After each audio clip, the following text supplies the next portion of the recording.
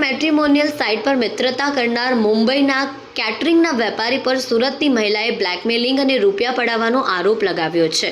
મહિલાને દુષ્કર્મનો શિકાર બનાવી અશ્લીલ વિડીયો ક્લિપ્સ બનાવી બ્લેકમેલ કરીને લાખો રૂપિયાની ઉઘરાણી કરી હતી.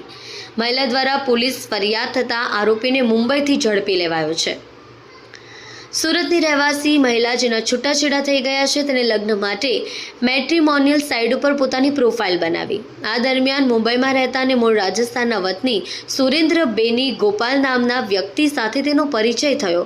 તેના પણ છૂટાછેડા થઈ ગયા હતા. બંને વચ્ચે 2021-22 દરમિયાન મૈત્રીના સંબંધો ઘનિષ્ઠ બન્યા. બંને લગ્ન કરવાની ઈચ્છા પણ વ્યક્ત કરી.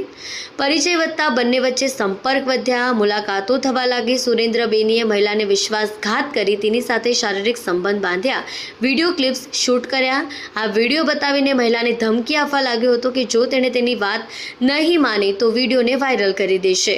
આ ધમકીના દબાણમાં આવી મહિલા પાસેથી પોતાના ખાતામાંથી કુલ 14 લાખ રૂપિયા ટ્રાન્સફર કર્યા હતા.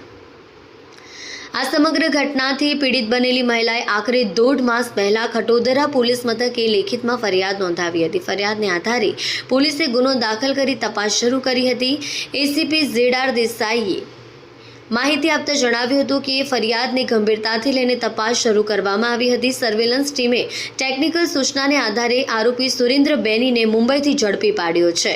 આરોપી સુરેન્દ્ર મૂળ રાજસ્થાનના એક ગામનો રહેવાસી છે, પરંતુ છેલ્લા ઘણા વર્ષોથી મુંબઈમાં રહે છે.